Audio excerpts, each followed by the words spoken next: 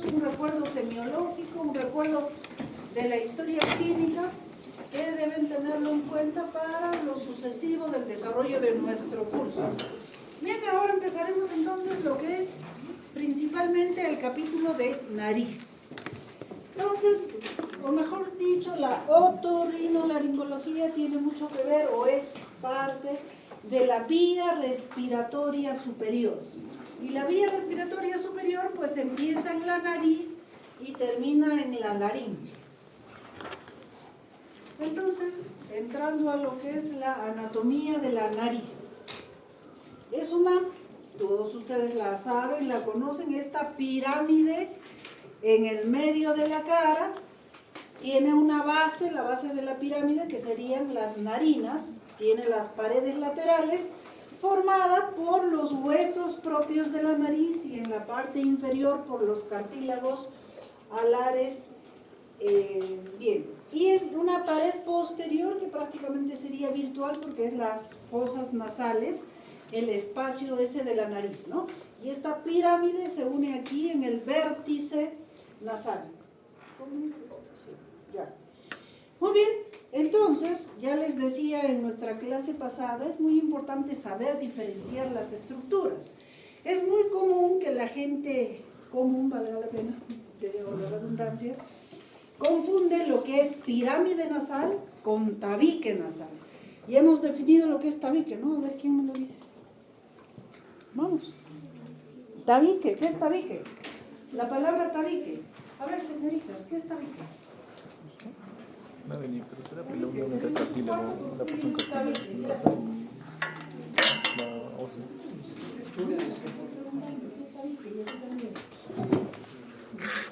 No sabe, ¿alguien sabe? Ya lo hemos dicho.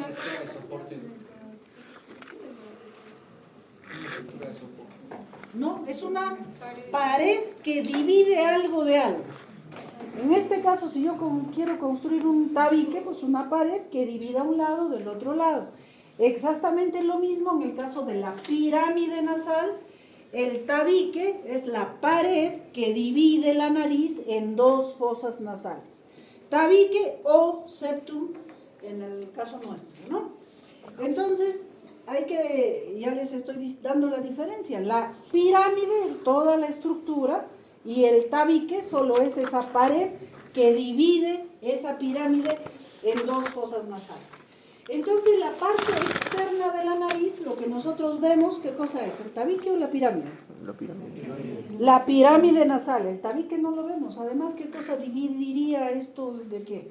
Lo interno de la calle, del ambiente. No, esa no es una división, ¿no es cierto? Entonces, lo que vemos externamente es la pirámide nasal. Esta pirámide nasal está formada por la parte superior de los huesos propios de la nariz y la parte inferior por los cartílagos laterales y los cartílagos alares principalmente, derecho e izquierdo.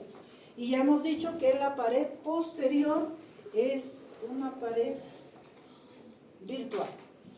Entonces, las relaciones que tiene la nariz en la parte superior está en relación con la fosa craneal anterior, ¿no es cierto? Porque encima de la nariz estaría el cerebro ahí en la fosa anterior. La parte inferior es el paladar y las partes laterales están los senos paranasales y las vías lacrimales.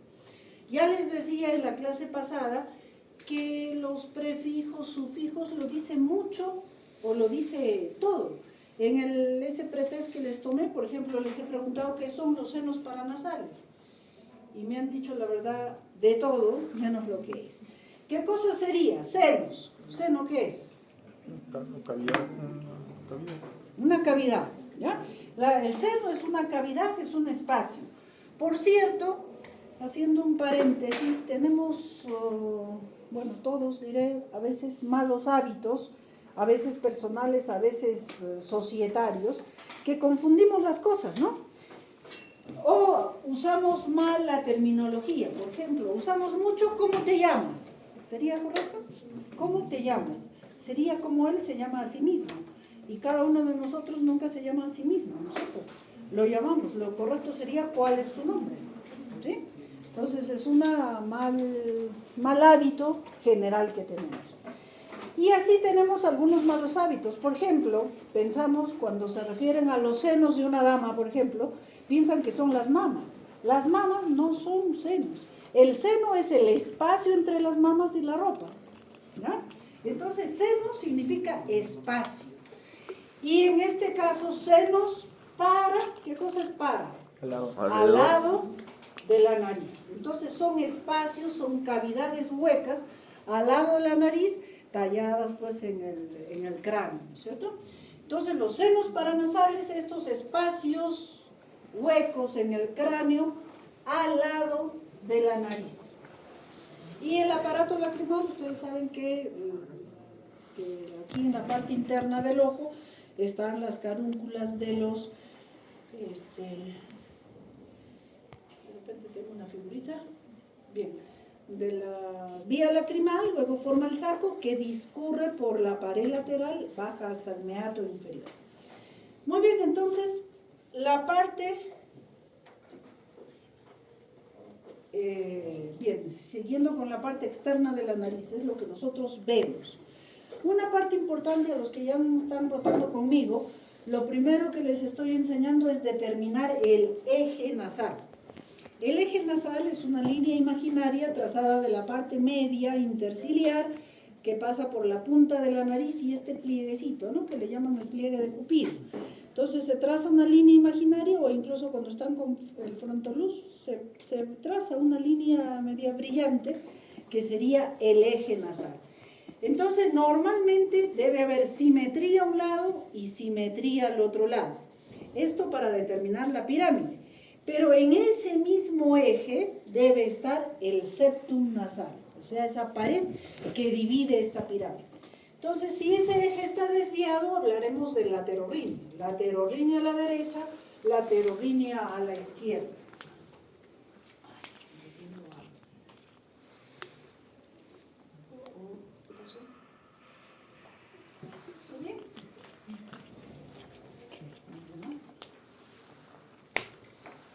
Muy bien, entonces ya hemos descrito la parte externa de la nariz, huesos propios, cartílagos. La parte interna serían las fosas. ¿Qué es fosa? Fosa craneal media, fosa craneal anterior, fosa nasal. ¿Qué es fosa? Cavidad. Es una cavidad, sí, una cavidad también. Entonces la fosa nasal, derecha e izquierda, dividida por el tabique, tiene la pared lateral, en este caso la pared interna, ¿no es cierto? Está formada por los cornetes, cornete inferior, cornete medio, cornete superior, y los espacios entre el cornete inferior y el piso de la fosa nasal se llama meato inferior, el espacio entre el cornete medio y el cornete inferior, meato medio, y el meato, o el espacio entre el cornete superior y medio, sería cornete superior. Estas estructuras tienen mucha importancia. Primero, los cornetes. El cornete como tal es una lámina ósea en forma de una coma ligeramente cóncava que está cubierta de mucosa, ¿no? Y por la forma del cornete, pues el área de mucosa que lo recubre es bastante amplia. Y además de eso, la mucosa de los cornetes es una mucosa bastante reactiva, reacciona a todo. En un momento se hincha y puede obstruir la fosa nasal, en otro momento disminuye y da mejor permeabilidad. Y en algunas patologías, por supuesto, esto se hace mucho más evidente y mucho más visual, notorio también. Y los meatos, por ejemplo, en el meato inferior, en este espacio, ¿qué drena? Drena algo importante, muy conocido. ¿Qué es? ¿Qué? Alguien ya me lo dijo en las prácticas, pero a ver, ¿por qué se cayó? ¿O ha faltado? En el meato inferior, ¿qué drena? Algo que acabamos... El conducto lacrimal. Eso, el conducto lacrimal. Entonces aquí en el meato inferior, más o menos en el tercio posterior, ahí hay un pequeño orificio por donde drenan las lágrimas. Y por cierto, está drenando todo el día. Cuando hay problemas con la vía lacrimal es que no pasa la nariz y sale por el ojo. O cuando lloramos, que hay una hiperproducción de lágrimas, las lágrimas salen por la nariz. Por eso es que aparentemente moqueamos, pero lo que está saliendo son lágrimas también, por el meato inferior. Y aquí en el meato medio, detrás del proceso unciforme, están los ostiums de drenaje del seno maxilar y los senos etmoidales anteriores. Ostium, y también es un orificio, un ostium es un orificio. Es el orificio por donde drena el seno, los senos maxilares. Muy bien, y bueno, ya habíamos dicho que el tabique es el que divide las fosas nasales. Y los senos, bien, entonces las fosas nasales dividida por el tabique en dos fosas. La coana, ¿qué es la coana? Orificio. ¿Qué orificio? ¿Dónde está? Las cuerdas. Acá el orificio externo. No. Este orificio anterior, que lo vemos narinas, todos, ¿no? en cada uno de nosotros, son las narinas.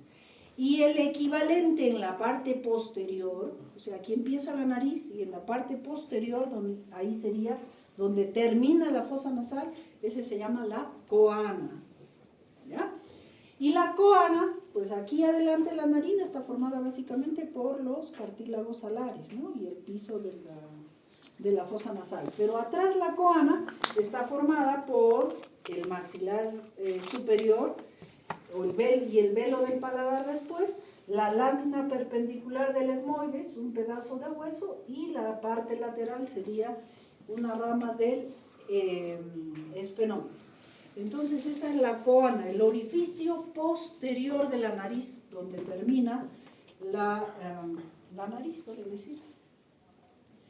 Muy bien, este es el tabique nasal, esta pared que divide las dos fosas nasales. Esta pared está formada por varias estructuras.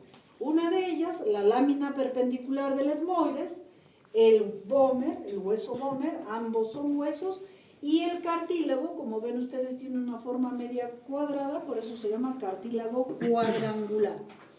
Entonces, estas tres estructuras principalmente son las que forman el tabique nasal. Como ustedes ven, va desde la narina hasta la coana.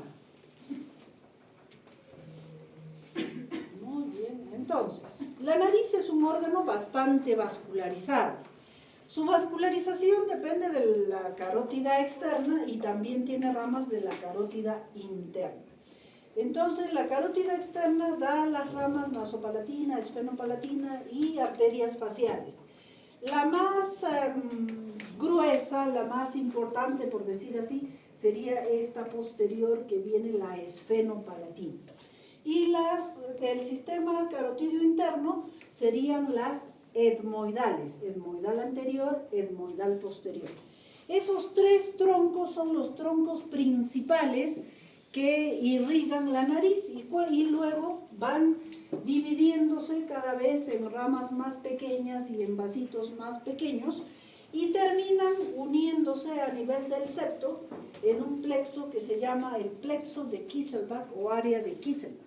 Es donde termina la vascularización de la nariz. Y como, bueno, es una zona de conjunción, es una zona bastante vascularizada y como está en la parte anterior casi expuesta, también muy fácil de presentar sangrados. Adelantando nuestra clase, que la zona del área de Kieselbach es donde se presenta la mayor parte de los sangrados anteriores. Su drenaje venoso, bueno, básicamente va por las venas faciales y termina en la yugular interna. Bien, la inervación. La nariz también es un órgano bastante inervado por varios pares craneales, por el quinto par, por el vago, el simpático, ganglios esfenopalatina, y esta gran inervación también le otorga mucha capacidad de reacción, de reflejos a la nariz, ¿no? Algo que nos molesta, alguna cosa, polvo, pimienta, no sé qué nos produce. Estornudos, ¿qué más? Ya, picazón, otra. Rinorrea, muy bien. ¿Qué más? Lagrimeo también. Y en algunos casos que también se puede producir incluso dolor, cuando quitamos tapones, por ejemplo, el paciente por la inervación esta del vago puede tener una reacción vasovagal e incluso hacer lipotimia. Bueno, este es un esquema nuevamente para que vean ustedes la irrigación sanguínea de la nariz, dependiendo de la carótida externa y carótida interna, y sus ramificaciones y terminan en el área de quisqueya. Muy bien. Entonces, recuerden ustedes, nuestra estructura ósea del cráneo es para mostrar los senos paranasales. Como acabamos de decir, son cavidades, son huecos tallados en el cráneo, paralelos a la nariz. Los senos maxilares están al lado de la nariz, derecha e izquierda.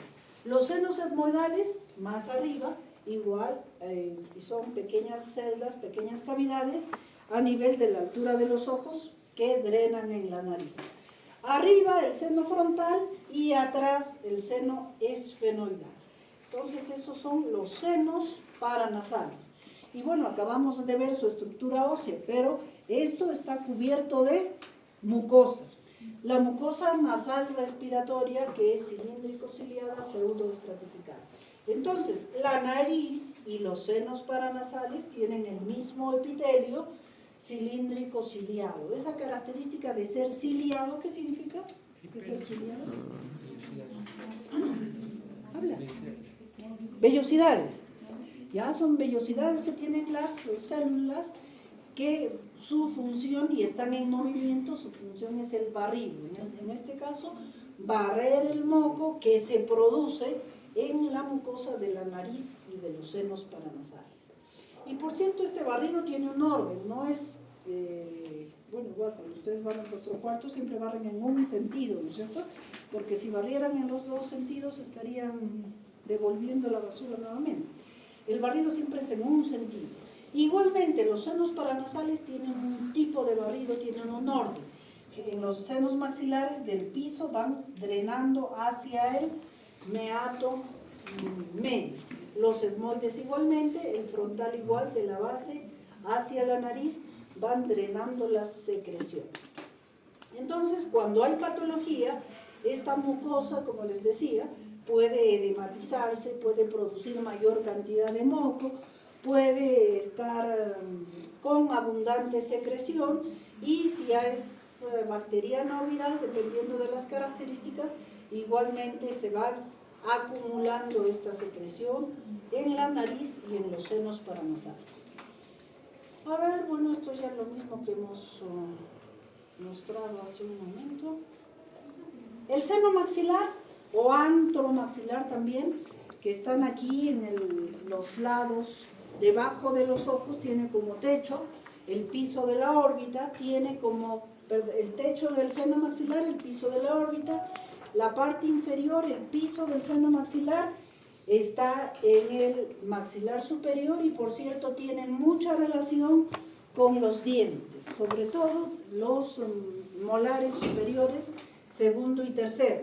Y en el caso cuando somos niños, los niños, incluso los dientes están dentro de los senos maxilares y de ahí van descendiendo y acomodándose. Entonces, bueno, es el más grande, y la pared anterior estaría en relación básicamente con los músculos y la piel, y la pared posterior estaría en relación con la fosa pélvico-maxilar.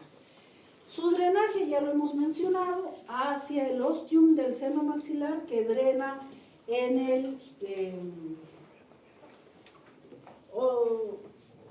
meato medio. Miren ustedes, cornete medio, cornete inferior, meato medio, aquí meato medio es donde drena el seno maxilar, y el seno esfenoidal y el frontal en el meato superior. Entonces todas estas secreciones hacia la fosa nasal, y de ahí salen al exterior, y es lo que conocemos como el moco, como la rinorrea.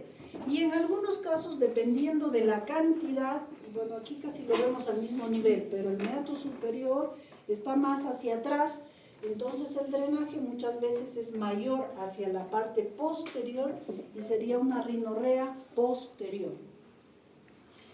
Bien, algo muy importante, las funciones de la nariz. La función más importante de la nariz es la respiración. ¿Qué es la respiración? Ya intercambio de gases, claro, a nivel ya pulmonar, interno, ¿no? Pero a nivel de la nariz, básicamente entrada y salida del aire, ¿sí? Entonces la respiración que empieza precisamente aquí en las narinas. Entra ese aire, hace a nivel de los pulmones, alveolos, el intercambio gaseoso y regresa, y normalmente debiera regresar igual por las coanas y sale por la nariz. Es lo que ocurre cuando estamos con la boca cerrada, ¿no es cierto? Entra aire, sale aire. Cuando hablamos más bien, el aire va saliendo por la boca. Muy bien, y esta otra función muy importante de la nariz es de la defensa y limpieza. ¿Cómo es eso? De limpieza, ¿por qué? Porque la nariz, ese epitelio cilíndrico, ciliado, pseudoestratificado, produce moco. Ese moco atrapa partículas extrañas que entran y los cilios van barriendo ese moco al exterior, entonces esa es la forma en que la nariz hace la limpieza. Por ejemplo, cuando ustedes en la casa hacen una parrillada, cuando se suenan el moco, ¿qué color es el moco? Negruzco, plomizo, ¿no es cierto? Y si hacen guatias, ¿qué color es el moco? ¿Nunca has hecho guatias? Marrón, color tierra, porque han levantado polvo y demás, y el moco es marrón, ¿no es cierto? Entonces, muy bien. Ahora, calentar el aire. Esa mucosa amplia que hemos hablado, sobre todo la del cornete que está dando vuelta, redunda y aumenta la superficie de la mucosa nasal, tiene por ser tan vascularizada como la hemos mencionado, y la sangre es caliente y húmeda, ¿no es cierto? Las mucosas también. Entonces la nariz tiene una función muy importante de limpiar y calentar el aire antes de que entre en todo el resto del tracto respiratorio. Bien, y humedece, porque igual la mucosa es húmeda, entonces humedece ese aire que entra, porque cuando sale el aire también sale húmedo, ¿sí o no? A ver, ante vuestro espejo o vuestro celular, respiren, va a salir manchitas de vapor. Resonancia. ¿Qué significa resonancia? Es como un espacio que se usa para amortiguar, en este caso, lo que son las ondas sonoras. Amortiguar. A ver, ¿quién dice? Aumenta el volumen. Al contrario, es una cavidad que resuena, o sea, que doble, amplifica, produce como eco el sonido. Es igual, si ustedes están calladitos o no estuvieran, me hace eco las paredes, ¿no?, de lo que se dice. Entonces, resonancia es incrementar el sonido, más bien. Olfacción, ya hemos dicho, en el techo de la fosa nasal está formada por la lámina cribosa del etmoides, por donde bajan los filamentos del nervio olfatorio, el primer par craneal. Entonces, la nariz tiene la función muy importante de la olfacción. Y bueno, en parte la estética también, pues, ¿no? Porque si no tuviéramos nariz tendríamos todos inmensos huecos allí en el medio de la cara, ¿no es cierto? Muy bien, entonces esas son las funciones de la nariz.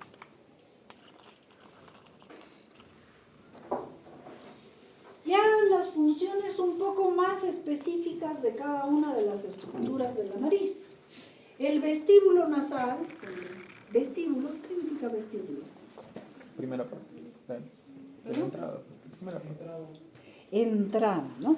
Antes las casas que eran grandes, antes de entrar la puerta principal, tenían como un recibidor. Eso es el vestíbulo. Entonces, vestíbulo es la entrada, en este caso, de la nariz. Y está formada esa parte por piel.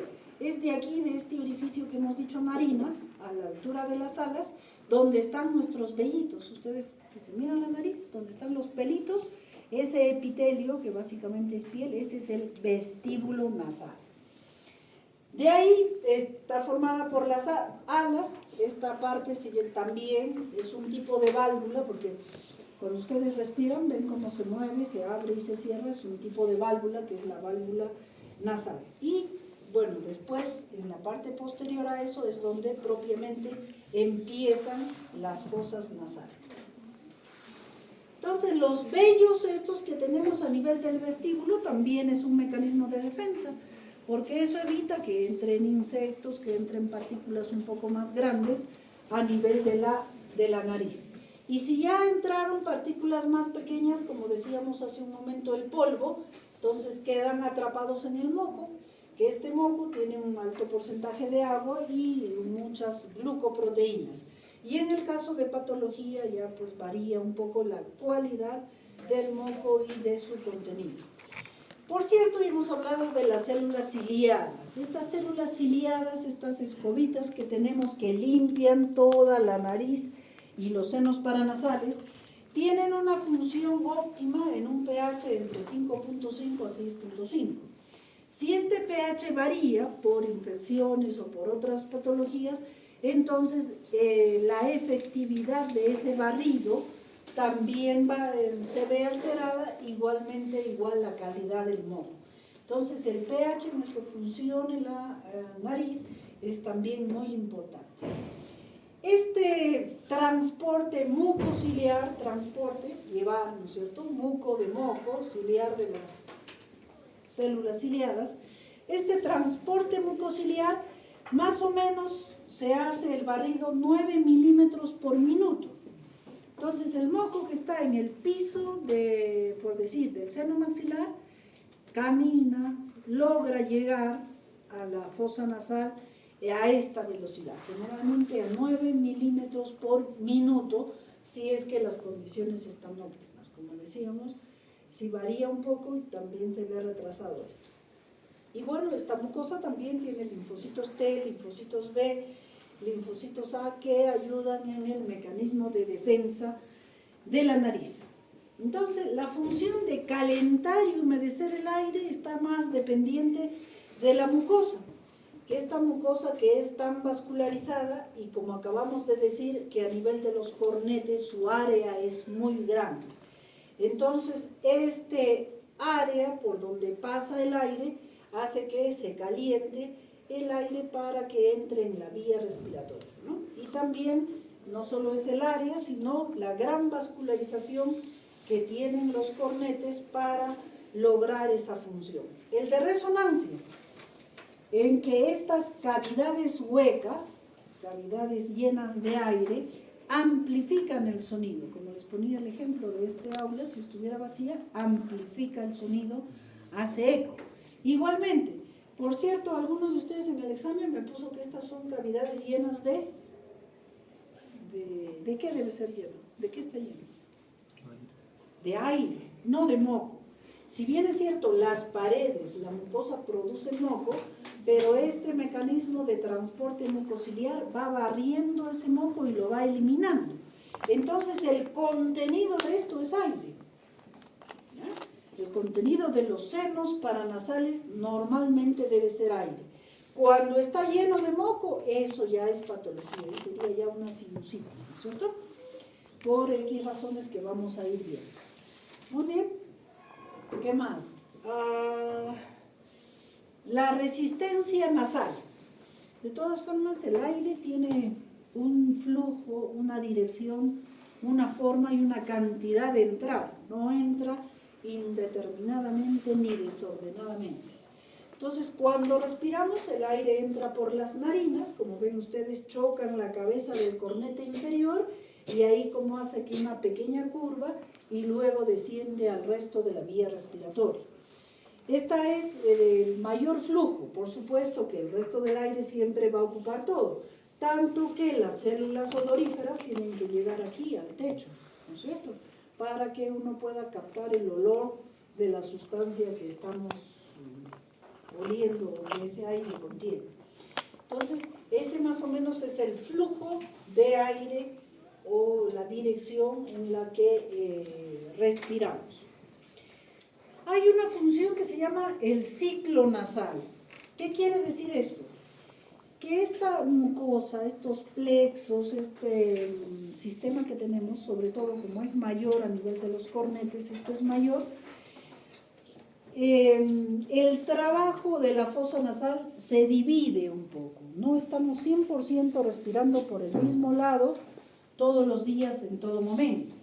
Generalmente respiramos un poco más por una de las fosas nasales y aproximadamente a las 6 horas, 3 a 6 horas, cambia, ¿ya? Entonces este ciclo nasal, esta función, normalmente no la percibimos. Uno no siente que cada 3 horas se le tapa un poco más una de las fosas y el flujo es mayor por la otra. Salvo en casos patológicos en que la obstrucción esta se hace mucho más evidente. Muy bien, entonces este ciclo nasal también es muy importante de reconocer. Ya habíamos adelantado un poquito los reflejos de la nariz, los estornudos, la rinorrea, el lagrimeo, muchas veces hipotensión, a veces lipotimia, como consecuencia de algo irritante que entra en la nariz o de la manipulación de la nariz. Otro mecanismo de defensa del cual hemos hablado ya hace un poco es el moco, ¿no es cierto? Entonces las fosas nasales, este epitelio, no solo las fosas, los senos paranasales producen moco que a través de su sistema ciliar van conduciendo el contenido del moco a nivel de los ostiums, de los senos maxilares hacia la fosa del nasal para luego ser eliminados. Muy bien, creo que eso es todo. ¿Alguna pregunta o duda por hasta ahí?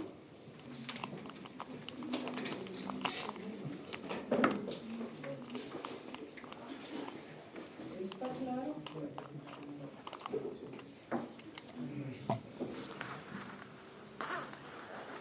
Entonces, si se dan cuenta,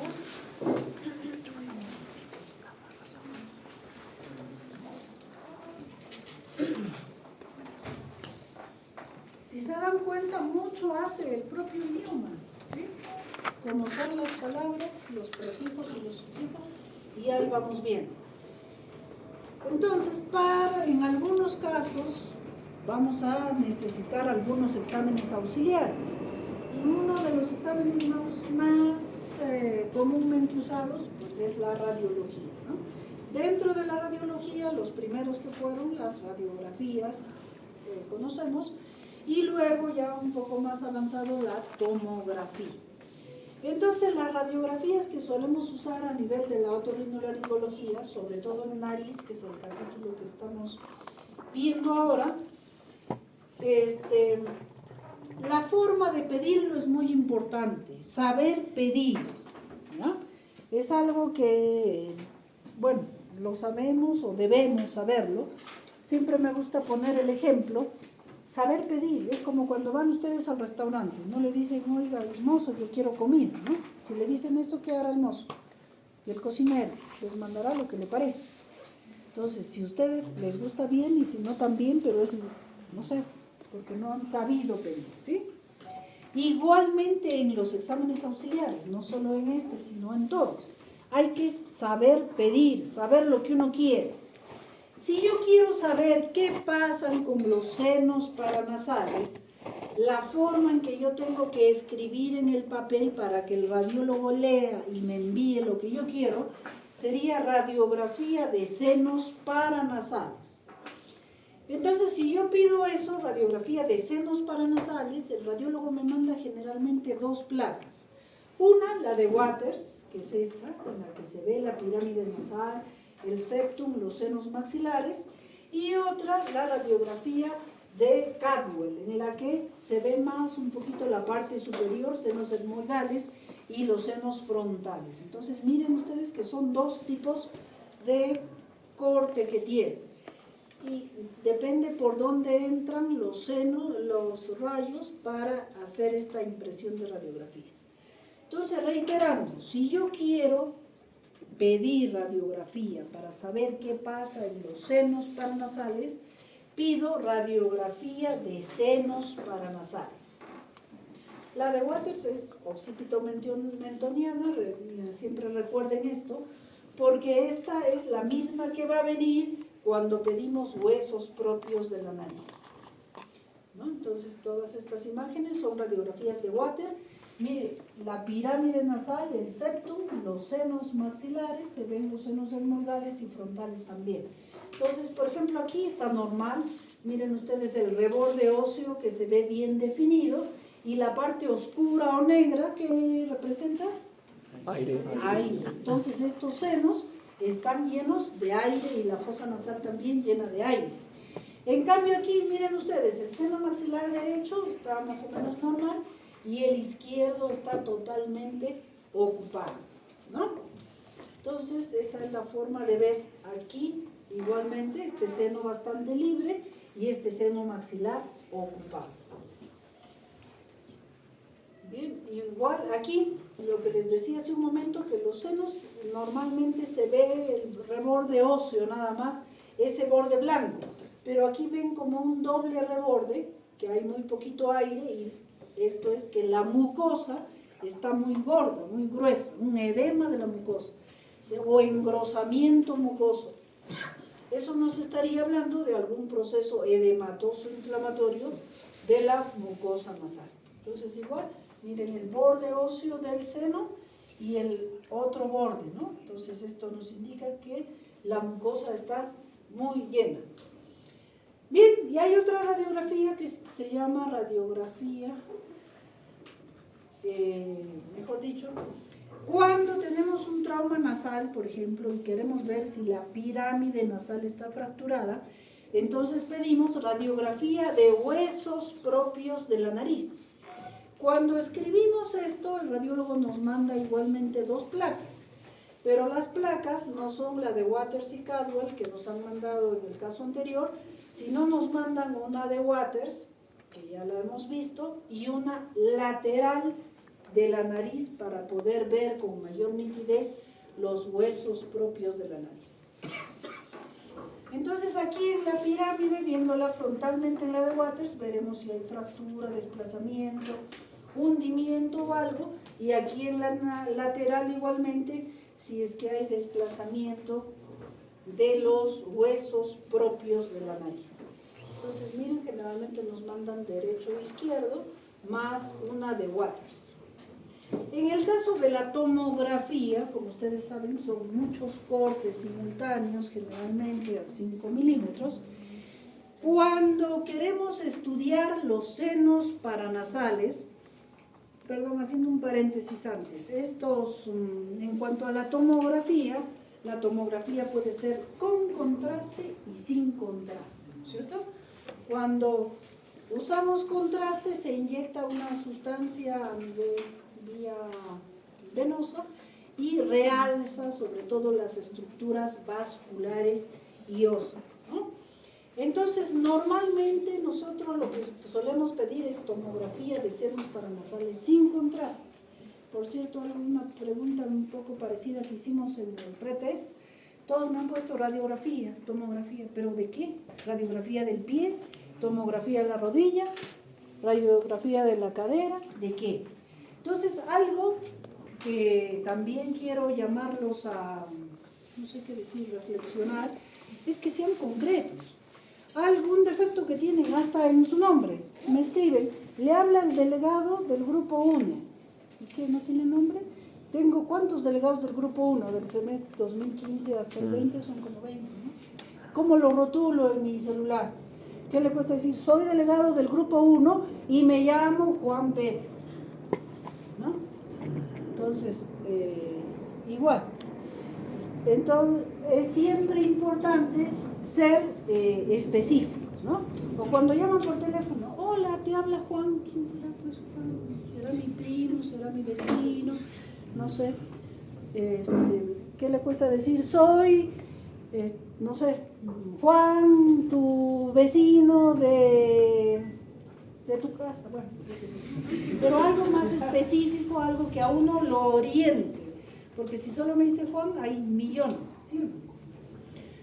Muy bien, entonces igualmente, cuando se refieren a exámenes auxiliares principalmente, igual ser específicos.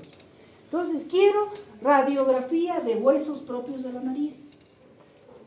Reitero, en el examen si me ponen solo radiografía o en los casos clínicos, 0. Me tienen que poner radiografía de senos paranasales, tomografía sin contraste de senos paranasales, tomografía con contraste de oído, por fin, o sea, bien detallado qué cosa es lo que quieren y qué cosa es lo que hay que pedir.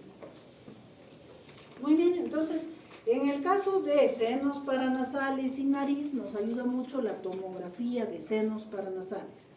En cuanto a la tomografía, lo que nos ayuda, que suelen ser muchos cortes. Cortes no solamente milimétricos, sino las posiciones, ¿no es cierto? Vienen axial, coronal, sagital, y cada uno de ellos nos da diferentes informaciones o ayuda pues, en el diagnóstico. Entonces, volviendo, siempre lo negro es aire. Miren ustedes aquí los senos, se ve la silueta bien blanca, que sería la silueta ósea, y prácticamente no se vería la mucosa porque es sumamente delgadita, salvo en casos patológicos. Aquí vemos, miren, cornete medio, cornete inferior, pero aquí en este caso este cornete está más grande y este mucho más grande. Y si se dan cuenta, el cornete óseo casi es el mismo, el que diferencia es la mucosa, que es mucho más, en este caso, hipertrófica.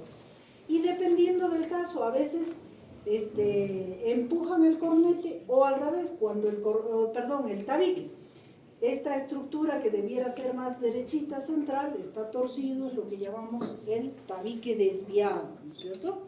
O desviación del septum nasal. Y como una fosa es más grande y la otra más pequeña, para cerrar un poco ese flujo del aire, el cornete compensatoriamente se hipertrofia, ¿no? Entonces, bueno, ¿qué más? Y en esta tomografía, por ejemplo, el tabique se ve bien derechito, ¿lo ven? Y aquí, en el seno maxilar, ven ustedes que hay un nivel hidroaéreo y en la parte superior un engrosamiento mucoso. Es como una taza con contenido, ¿no es cierto? Se ve el nivel hidroaéreo y el engrosamiento mucoso del seno, en este caso maxilar. Entonces, así, diversas patologías nos van a ir mostrando diversas imágenes. Y en algunos casos vamos a ver, por ejemplo, destrucción ósea, que ya nos hablaría de un proceso o maligno o que lo han operado, ¿no? Y el contenido de los senos, en este caso maxilares, de la nariz, de los senos etmoidales, de los senos esfenoidales, a nivel de la coana, por ejemplo, en la poliposis, que llena todo, llena las fosas, llena los senos y que obstruyen la nariz. O en el caso de neoplasias, destruyen las paredes óseas. Por ejemplo, aquí miren el seno maxilar, todo el borde que tiene, y aquí no tiene borde lateral interno ni externo, y hay una destrucción ósea y se nota que esta masa está invadiendo la fosa nasal, incluso creo que hasta el tabique ya está en el cornete del otro lado. Igual lo que hablábamos hace un momento, ¿no? Cuando sospechamos de una tumoración vascularizada, en ese caso podemos pedir con contraste y ahí veremos con mayor nitidez la vascularización de esa neoformación que está ocupando, en este caso, alguno de los senos, ¿no? Igual, miren, tremenda destrucción de prácticamente toda la nariz, todos los senos, dependiendo de la magnitud y crecimiento de la lesión. En este caso, miren, ha destruido el techo de la fosa nasal y ha invadido cerebro, ¿no? Fuera de los senos etmoidales y la parte superior de la nariz. Bueno, igual aquí, ocupación total del seno. ¿Qué seno sería este? Ahí lo dice. No, etmoidal. El que está aquí al lado de los ojos, en medio de los ojos, son los senos etmoidales. Y por cierto, una sinusitis etmoidal podría dar complicaciones a nivel de los ojos. O una tumoración igualmente, ¿no? Aquí, por ejemplo, es un tumor que ha destruido la lámina papilácea y miren ustedes cómo está empujando al ojo. Muy bien, entonces, y también se puede ver la pirámide y lesiones del tejido blando. La ventaja de la tomografía también es que también nos muestra los tejidos blandos, algo que en la radiografía no es muy visible. Por ejemplo, cuando el tabique cartilaginoso es el que está desviado y solo tenemos radiografías, tanto de Waters como de Carwin, podemos ver la parte ósea derechita, pero la parte cartilaginosa no se nos muestra, ¿no? En cambio, en cuanto a la tomografía, sí nos muestra mayor detalle de la parte blanda, de la parte ósea, de la parte cartilaginosa y, como decíamos hace un momento, los diferentes cortes que nos pueden ayudar a saber dónde están las diversas patologías. Muy bien, ¿dudas, preguntas hasta ahí? Creo que hemos terminado. Bueno, vamos a ir viendo casos diferentes.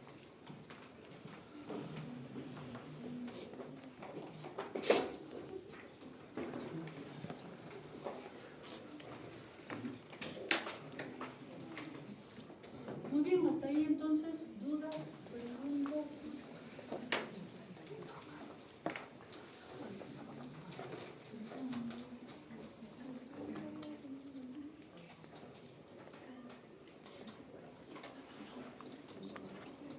¿Qué es epistaxis? Sangrado. ¿Sangrado qué? Abundancia. Nasal. Eso. Siempre sean o traten de ser específicos.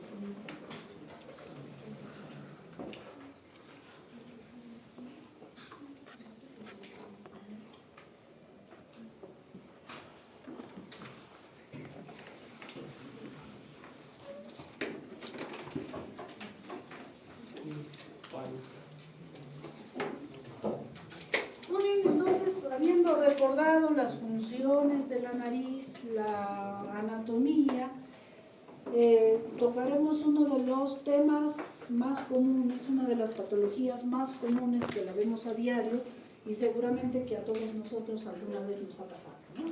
Que es la epistaxis. ¿Qué es la epistaxis? Bueno, viene de su palabra griega que significa fluir gota a gota, pero le llamamos epistaxis al sangrado procedente de la nariz, ¿ya? Que pueden ser por diversas causas. Por ejemplo, viene un paciente o alguno de vuestros compañeros que acaba de caerse en las escaleras y tiene una herida aquí y está sangrando intensamente. ¿Será una epistaxis? No, ¿no es cierto? Porque no está viniendo de adentro de la nariz, sino está de la piel o de los músculos. Entonces, el concepto de epistaxis es sangre procedente de la nariz o de sus cavidades anexas que, como ya sabemos, finalmente drenan a nivel de la nariz. Bueno, ya esto lo hemos repasado hace un momentito, cómo es la nariz, cómo es su vascularización, que es un órgano bastante vascularizado, por eso es que los traumas, las lesiones a nivel de la nariz suelen ser muchas veces bastante aparatosos, ¿no? Entonces ya hemos visto la irrigación que depende de la carótida externa y de la carótida interna y del área de Kieselbach, que es el sitio con que más comúnmente se produce el sangrado. Wow, esto está repitiéndose. Muy bien, entonces la epistaxis puede ser una enfermedad propia de los vasos de ahí de la nariz, o puede ser sintomática, quiere decir manifestación de otras patologías. Bien, entonces eso es importante saberlo reconocer para poder hacer el tratamiento también. Entonces, a nivel del tabique, en la parte anterior, como acabamos de mencionar, es donde generalmente se producen los mayores sangrados. Y miren ustedes, la nariz, si la dividimos aquí en parte anterior y en parte posterior, en la parte anterior ya son ramas, ya son vasos casi terminales, ya el calibre de los vasos suele ser un poco más pequeño. Además de eso, por su localización anterior, el drenaje va a ser más por la parte anterior de la nariz. En cambio, si la lesión está a nivel más posterior, los vasos son más gruesos, son los troncos importantes que hemos hablado hace un momento, entonces el sangrado va a ser mucho mayor por el calibre de los vasos. Además, como está en la parte posterior, está más cerca para que drene a la parte posterior, ¿no? Y por cierto, en esto tiene mucho que ver también la posición, ¿no? Si yo me pongo hacia adelante, definitivamente va a chorrear más hacia adelante. Y si como hacen, decían, no sé, cuando hay sangrado se tiran para atrás, levantan la mano, no sé qué, pues igual va a caer para atrás. Pero más o menos el paciente suele decir, no, yo estaba, no sé, yendo en el ómnibus y me empezó a salir para adelante. O estaba en el taxi y yo sentí que me chorreaba sangre por atrás, ¿no? Entonces también ya nos orienta cómo fue el inicio. Y bueno, ahorita vamos a reconocer cómo se diferencia eso. Entonces la clasificación de las epistaxis son muchas, dependiendo de qué. Si es que vemos por el lugar de sangrado, y hemos visto, puede ser anterior o puede ser posterior. Dependiendo de la cantidad de sangre, puede ser leve, desde una gota de sangre, unos cuantos centímetros, puede ser moderada, que ya pues asusta al paciente, ya moja de repente un pañuelo o varios, o una epistaxis grave, en que el sangrado es sumamente intenso y incluso puede peligrar la vida del paciente. Entonces las epistaxis muy leves, generalmente cuando llegamos de la costa a la sierra, ¿no?, de causa física sería cambiar de un clima húmedo, cálido, a un clima seco, frío, cuartea un poco los vasos y podemos tener un poquito de epistaxis, ¿no?, que generalmente a veces calma solita o a veces una pequeña intervención que ahora vamos a ver cuál es. O si no, a ver, ¿qué hacen? ¿A todos les ha sangrado la nariz alguna vez? A ver, levante la mano. ¿Quién les ha sangrado la nariz? Muy bien. Ya, a ver, el último de aquí. ¿Qué ha hecho cuando le ha sangrado la nariz? ¿Para qué te tiras para atrás? ¿No? Para que te tragues la sangre. Para no perder sangre. No tendría mucho sentido, ¿no? A ver, ¿quién más? A ver, el último de allá. ¿Qué hizo cuando tuvo epistaxis? Un papel. ¿Qué buscas al ponerte el papel? Hemostasia, coagulación. Ya eso buscamos cuando hay sangrado, ¿no? Pero ¿por qué? ¿Qué es lo que hacemos? ¿De qué forma? ¿Presionando qué? El vaso que está sangrando, ¿no? Entonces la idea es comprimir, si tengo aquí el vaso que está sangrando, comprimirlo para ocluir el lugar donde esté sangrando y se forme un coágulo y deje de sangrar, ¿sí? Entonces, bueno, podemos hacerlo con papel como hace nuestro compañero, ¿no? Pero si el sangrado ya es mucho más importante, muchas veces eso no va a ser suficiente. Muy bien, entonces, dependiendo de la frecuencia, puede ser que nos sangra una vez cada vez que voy al hino, puede ser que nos sangra todos los días, puede ser que sangra de un lado, puede ser que sangra de los dos lados, ¿no? Entonces también hay que tener en cuenta eso. Es muy importante en todo las causas. ¿Qué cosa causa esa manifestación que estamos estudiando? Entonces las causas de la epistaxis pueden ser causas locales. ¿Qué quiere decir local? Del sitio, ¿no es cierto? En este caso estamos hablando de la nariz, va a ser causa ocasionada en la nariz. Y causas generales o sistémicas, pues alguna patología que intervenga todo el sistema general o sistémico, como dice su nombre. Bien, generalmente las epistaxis en un altísimo porcentaje son epistaxis anteriores y en un menor porcentaje, y generalmente en personas ya un poco mayores, aunque los que están pasando conmigo habrán visto una muchacha de 21 años que ha tenido epistaxis posterior, ¿no?, y que se han tenido que entrar incluso a sangre. Pero lo más común es que sean las epistaxis anteriores y en pocos casos la epistaxis posterior. Es muy importante este cuadro, que se lo metan en la cabecita y que lo sepa y lo recuerden siempre. ¿Por qué? Nos ayuda en todo aspecto, no solo para saber la causa, sino también para hacer nuestra anamnesis, para hacer nuestro examen físico. ¿Por qué? Entonces, entre las causas locales, vale decir, propias de la nariz, tenemos que las causas pueden ser traumáticas. ¿Qué es trauma? Ya, golpe es un tipo de agresión, ¿cierto? Entonces, este trauma puede ser quirúrgico o no quirúrgico. Entre los quirúrgicos, bueno, lo que hacemos los otorrinos todos los días, ¿no? Operar tabiques, senos, etcétera. Y como complicación a eso podemos tener una epistaxis. Y las no quirúrgicas están divididas en causas traumáticas internas y externas.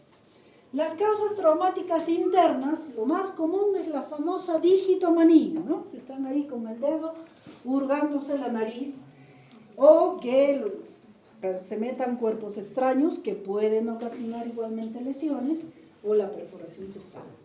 Y lo más común, las causas externas, ¿no? Que pueden ser agresión física voluntaria o accidentes. Están jugando básquet, un codazo, un cabezazo, lo que le pasó a la Padula, ¿no? ¿Qué recibió? Codazo, ¿qué fue? Rodillazo, creo, ¿no? Ya, bueno, ese tipo de accidentes, o se caen, accidentes de tránsito, etcétera. Entonces son traumatismos externos que pueden producir sangrado, epistaxis.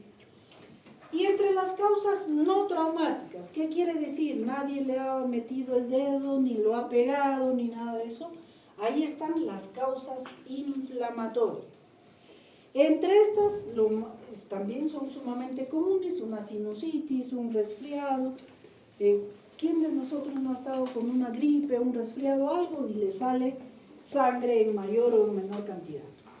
Y otra que podrían ser causas tumorales, masas que están creciendo a nivel de la nariz, cáncer, nasoangiofibroma, que lo vamos a ver, angiomas septales, etc. Y otro grupo muy importante que son las causas generales o sistémicas.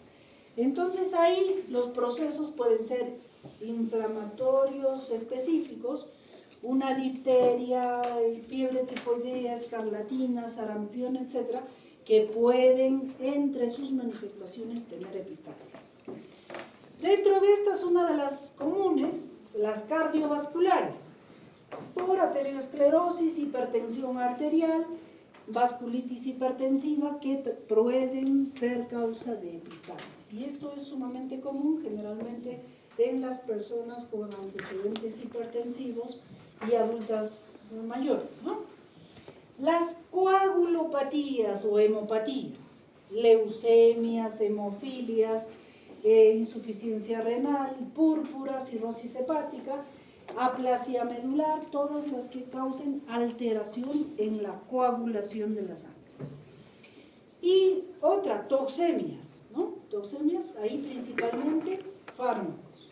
Es muy común que la gente consuma aspirina, por ejemplo, los hipertensos, concomitantemente, no sé por qué, bueno, en parte sé que le recetan aspirina. Entonces toman su aspirina todos los días durante años de años, y en algún momento puede causar epistaxis. O toman por otras razones, pues warfarina, topidogrel, incluso vitaminas como la vitamina E también puede producir epistaxis, ¿ya? Y las causas físicas que ya hemos hablado, ¿no? Cambio de temperatura, calor, frío, sequedad, humedad, descompresión en cuanto a la altura, viajar de diferentes alturas. Bien, entonces debemos, cuando tengamos una epistaxis, llegar a un diagnóstico. Y también eso nos lleva a un tratamiento. Entonces, dependiendo, por ejemplo, de la intensidad, si son unas gotas de sangre, no lo meteré pues a sala de operaciones, ¿no es cierto? De repente espontáneamente calma o algo tengo que hacer. Dependiendo de la forma clínica, ¿no? Si se asocia con petequia, si se asocia a plaquetopenia, entonces ya tendré que ver que le transfundan sangre, cauterizar, taponar o poner alguna otra cosa. Y bueno, casi lo mismo la etiopatogenia. Bueno, como ya hemos visto, las partes de la historia clínica. ¿Cómo empieza la historia clínica? Generalmente con la anamnesis, ¿cierto? Entonces, la anamnesis, les recuerdo lo que hemos visto en nuestra clase pasada, es la conversación que tengo con el paciente. Señor, ¿qué le pasó? ¿Desde cuándo sangra? ¿Estuvo usted resfriado? ¿Qué color está el moco? ¿O tiene presión alta? ¿Toma su enalapril? ¿No lo toma?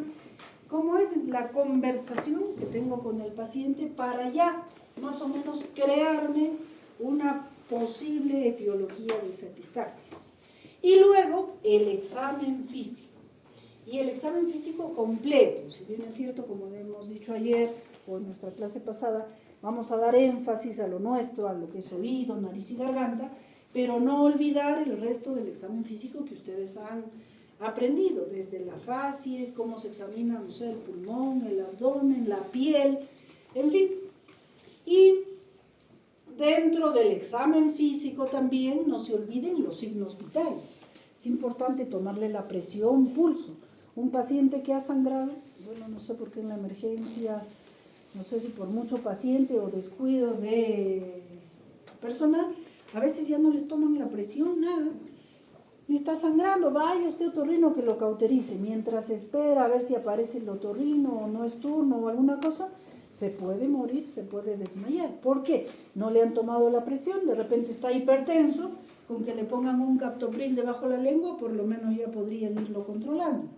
O si ven que está taquicárdico y está hipotenso, ¿qué quiere decir eso? Que se está chocando.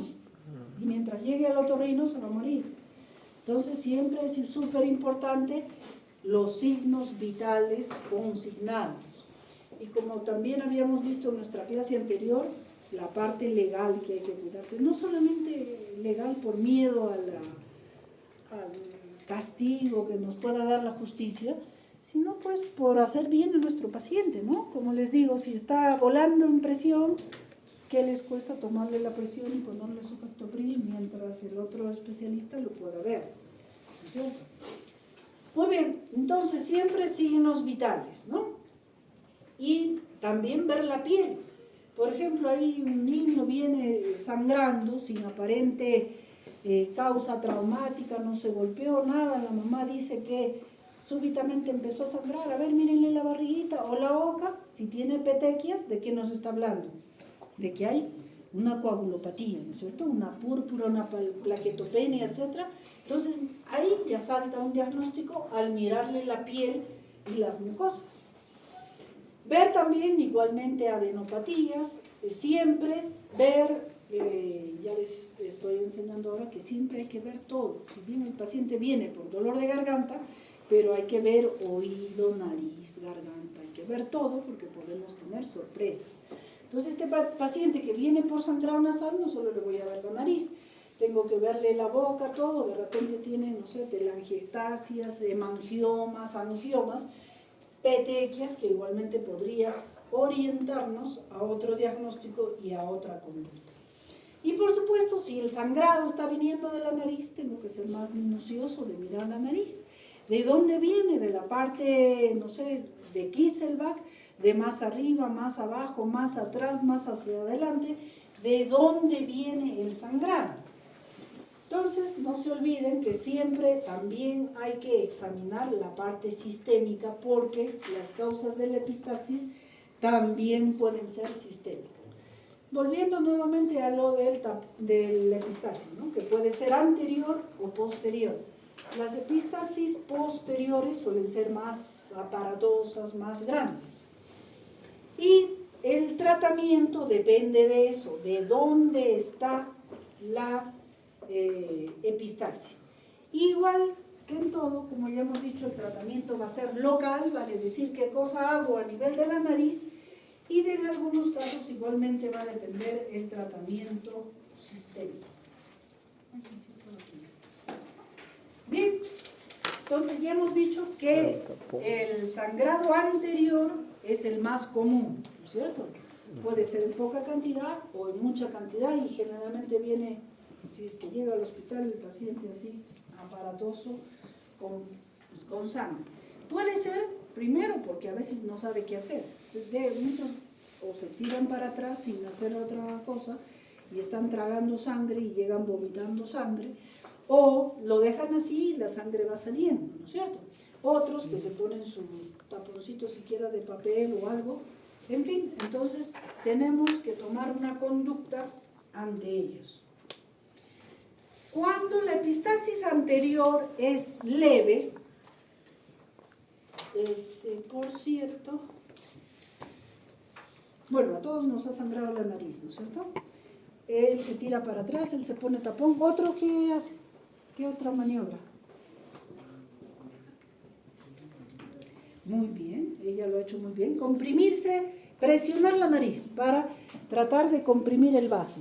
A ver, otro, ¿cómo se presiona la nariz? Yo dejo que sangre nomás, doctorita. ¿Ya? ¿Otro? Ahí arriba. ¿Sabes? Luego, Ahí arriba. luego para. Entonces, ya. ¿Qué? No. Ahora vamos a ver. Miren, lo que se debe hacer generalmente, más bien agachadito adelante, porque si tira para atrás se traga la sangre y es incómodo. O se traga al estómago y después vomita sangre o tiene melenas, etc. O si no, te escupe toda la sangre. Está ahí tragando y mientras lo vas viendo te vas escupiendo toda la sangre. Entonces es incómodo. Entonces mejor un poco adelante y incluso una riñonera si le pasa sangre a la boca para que lo escupa, ¿no?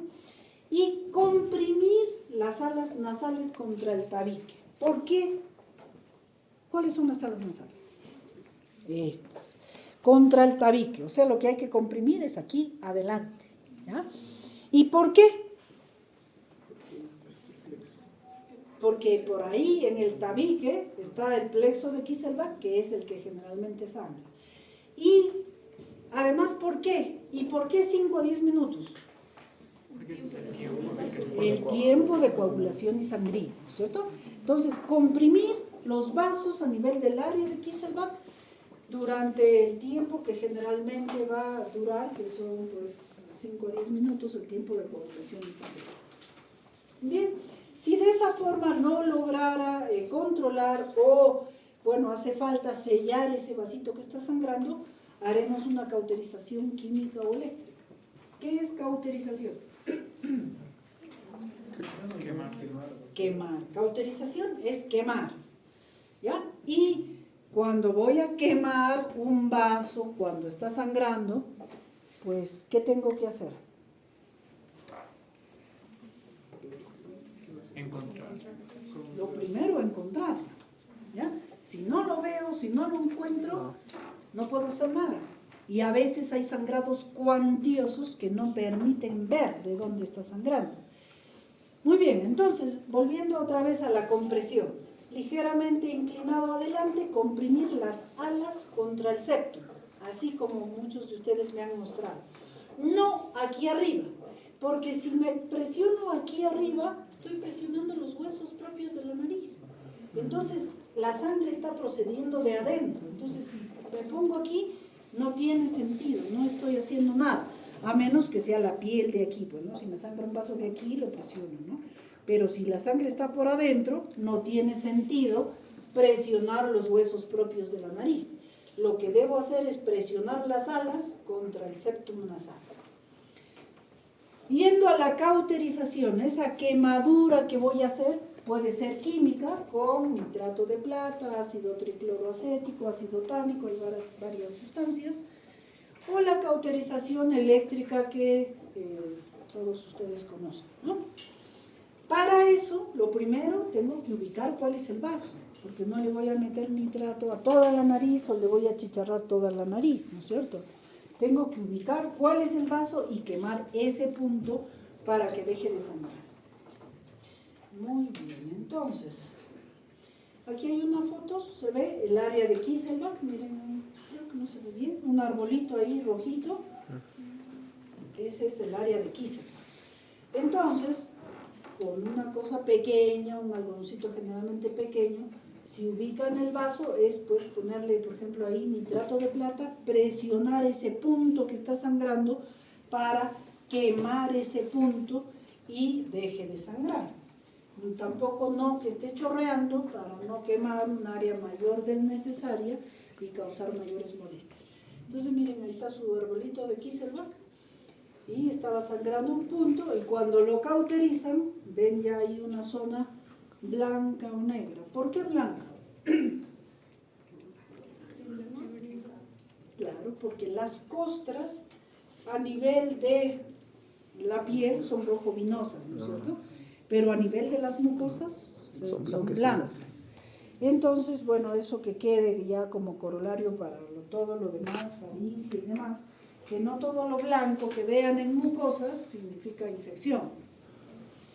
Muy bien, volviendo a lo nuestro. Si el sangrado es mayor, el paciente viene con ese sangrado, no sé, una taza, un pocillo y apósitos bien húmedos, y mientras llega de la casa al hospital, generalmente ya se forman coágulos, si es que tiene buena coagulación, ¿no es cierto? Entonces, ¿qué hacemos con ese paciente?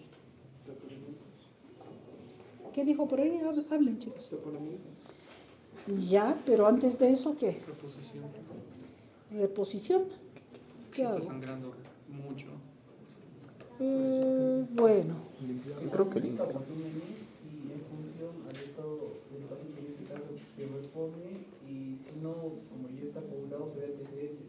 Si el paciente, o sea, es constante su epistaxis, se ve y se pide una TC y hacer un contraste o exámenes auxiliares para ver el motivo y proceder con el tratamiento. bueno, pero ya te has ido más allá. Lo más importante sería, lo primero que acabamos de decir, identificar el vaso. Y si esa nariz está llena de coágulos, no veo. ¿Cómo saco esos coágulos? Ya, limpiar Con el espéculo nasal. con lidocaína. A ver, ¿cómo? Cloruro. ¿Qué más? ¿Otra? ¿Quién da más o quién da menos? Lo más fácil y lo más común, sonarse la nariz. Tapa el hueco, toma mucho aire y suena ahí. Entonces, salen los coágulos de sangre. ¿Ya? Y si no salen, porque a veces ya están muy organizados, bueno, podría allí usar, o si tengo aspirador, pero incluso a veces los coágulos ya están bien formados, que ni el coágulo tiene, ni el aspirador tiene la fuerza suficiente de sacarlos. A veces hay que sacarlos con pinza, o si no pueden sacarlos, empujarlos. Bueno, la idea es sacar los coágulos. La mejor forma es que suene fuerte la nariz, y en la mayoría de los casos ahí salen todos los coágulos de sangre que tiene acumulados en la nariz. Y por cierto, a veces el paciente tiene miedo de hacerlo porque dice, no, me va a sangrar otra vez. Pero si no lo hace, no veo, y si no veo, no puedo ayudarlo, ¿no es cierto? Entonces, que suene fuerte la nariz, deja permeable las fosas nasales, y ahí, como decía vuestra compañera, puedo agarrar mi algodoncito con lidocaína, que de paso de ir anestesiando, voy limpiando, porque toda la mucosa va a quedar manchada. Entonces voy limpiando la mucosa a ver si logro ubicar el vaso que está sangrando. Entonces, lo primero, limpiar el coágulo. Entonces, una vez identificado el vaso, puedo cauterizar, como hemos visto hace un momento, sea con el nitrato de plata o con la chispa eléctrica que ustedes conocen. Pero en vuestro centro de salud no hay el electrocauterio, no hay nitrato de plata, no hay ácido tánico. Entonces, lo más fácil, lo más accesible es hacer un taponamiento nasal anterior. Taponamiento, ¿qué significa tapar? Tapón. Bloquear. Obstruir, bloquear, ocluir toda una cavidad. Tapón de cerumen, ¿qué cosa es? La cera acumulada en tu... Cerumen que está taponando, que está ocluyendo todo el conducto. Y en este caso voy a ocluir la fosa nasal, voy a colocar un tapón en la fosa nasal. Por cierto, alguno de ustedes me preguntó, existen varias cosas en el mercado, por ejemplo el Merocel. Cuando ustedes lo compran es una laminita así de, como un cartoncito, planito, un poco duro, que en contacto con la sangre o suero se hincha. Entonces, este efecto de hincharse hace el efecto de comprimir el vaso que esté sangrando, ¿no? Puede ser el Merocel, pero es muy fácil, muy práctico. Además de eso, tiene la ventaja de que el material que está hecho no se pega, porque la gasita, a veces ustedes ya me han visto retirar tapones, se pega un poco y al desprenderse puede lastimar un poco la mucosa, ¿no? Pero bueno, no quieren pagar sus 100, 150 soles que cuesta, además no lo tienen en todas partes, pero sí una gasa la pueden tener en todos lados, ¿sí? Entonces, el taponamiento nasal anterior con gasa. Por cierto, ¿cómo debe ser la gasa para el tapón anterior? A ver, ¿quién dice?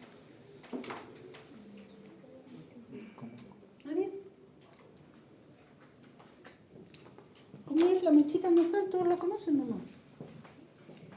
¿Cómo es? ¿Qué características tiene? O sea, como- Bueno, aquí está el merosel para ver cómo lo ponen. Se pone horizontal al piso porque si lo ponen para arriba choca con la cabeza del cornete y no entra, ¿no? Y entonces hay que tratar de ocluir toda la fosa nasal. Esta es la forma de poner el merosel. No así, así. Muy bien, ahora, para un taponamiento nasal anterior necesitamos, ya les dije, bueno, sobre todo los que están, no, todos el otro día, que nosotros siempre necesitamos una fuente de luz, ¿no es cierto? Porque examinamos cavidades oscuras y profundas, que si no tenemos luz no vamos a ver en profundidad. Entonces necesitamos nuestro frontoluz, espejo frontal, o lo que quieran, un espéculo nasal, una pinza bayoneta que es muy útil, y las famosas mechas nasales. ¿Cómo son las mechas? A ver, díganme. Todos lo han visto. A ver, los que están notando, me han visto sacarlas y ponerlas.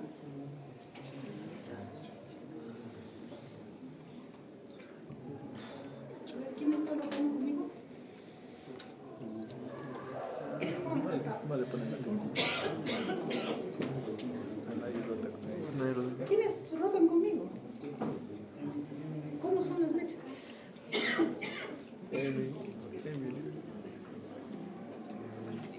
Atrás. ¿Cómo son? Largas. Una gasa más o menos de 1 centímetro de ancho y unos 50 centímetros de largo. ¿Sí? Qué fácil de escribirlo. ¿Sí? Ya. Porque más gruesas, las estampillas, por ejemplo, son grandes, gruesas, esas no van a entrar. Si van a agarrar una mecha vaginal, tampoco va a entrar, ¿no es cierto?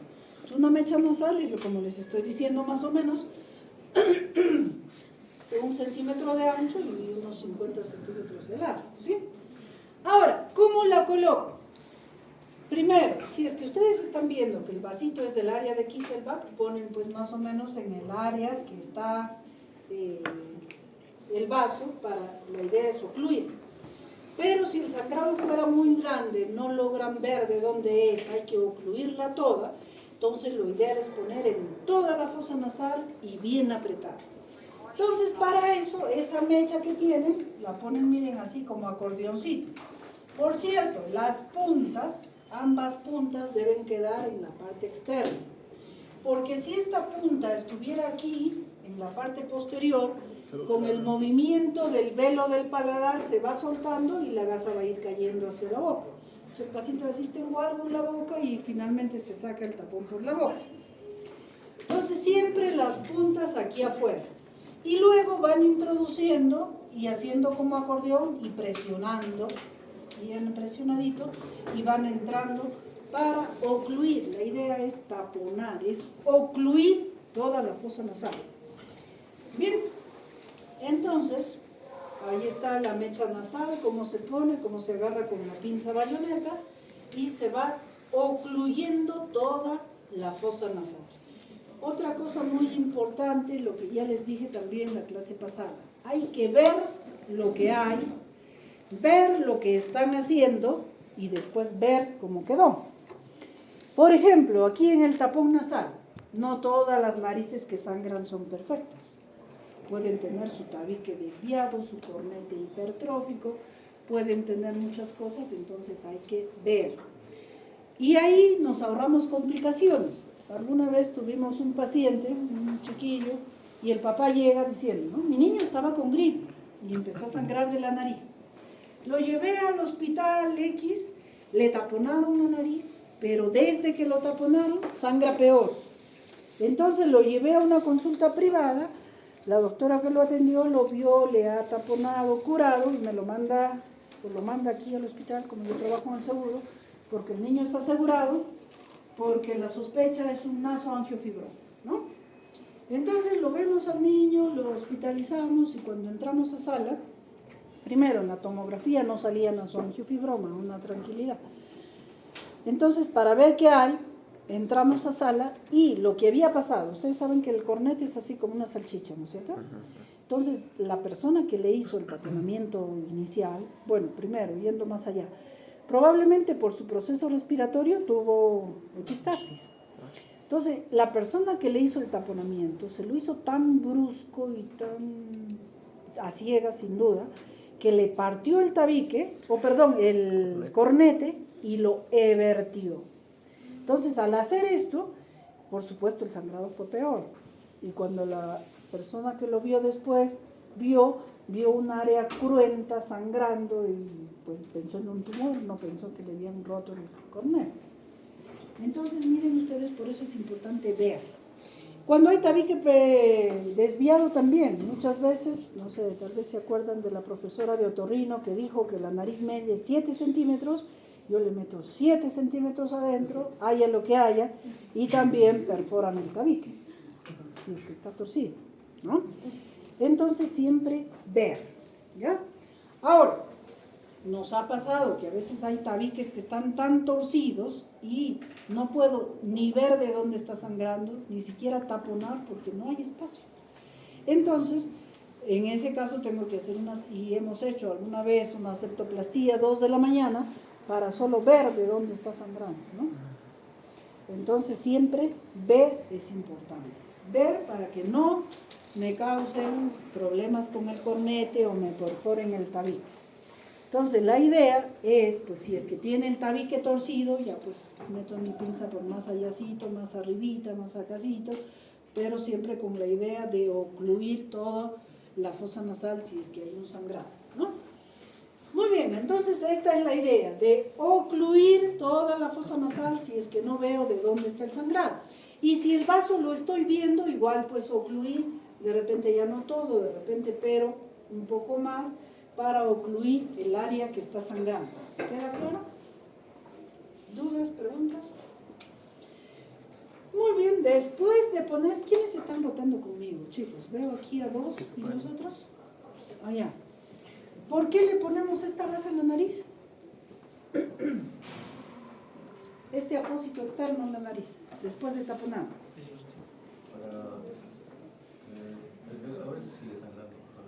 De aquí más acá son 3.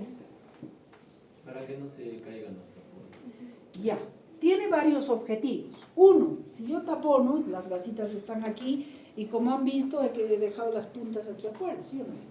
Y si yo las dejo libre, un estornudo, el propio movimiento, etcétera, la gasa se va a ir saliendo o en un estornudo se sale todo.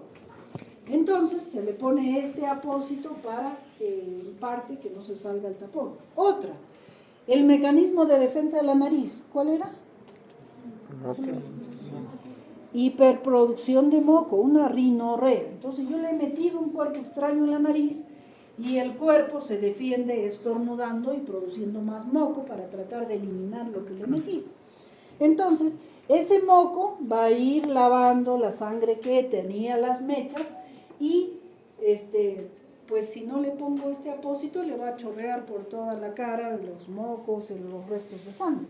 Entonces si le pongo ese apósito en parte para recepcionar también esa secreción que sale. Por cierto, dependiendo por supuesto de la magnitud del sangrado, por lo menos en las operaciones, mínimo tiene que estar 48 horas el taponamiento nasal anterior. Entonces, este apósito se va a ir mojando. Si está muy mojado, el apósito externo yo lo puedo cambiar cuantas veces sea necesario, pero no se cambia el tapón, ¿sí? A menos que, no sé, ustedes duden, pues lo ha puesto el interno, lo ha puesto el estudiante, ustedes duden que está bien puesto, entonces ahí sí lo sacan para volverlo a poner. Pero si lo saben que está bien puesto, lo han puesto ustedes, lo han puesto un otorrino, entonces solo se cambia el apósito externo. O si sigue sangrando, bueno, ustedes mismos lo taponearon y sigue sangrando o algo malo pasó, hay que volverlo a taponar. Entonces, bueno, el apósito tiene la función, uno, de que los tapones no se vayan a salir y segundo, recepcionar la secreción que el propio organismo va produciendo. Muy bien, a ver, ¿qué más? Complicaciones. Lamentablemente, toda la vida y más la cirugía tiene complicaciones, ¿no? Entonces, entre las complicaciones que puede haber es sinusitis. ¿Por qué sinusitis? A ver, la señorita del final.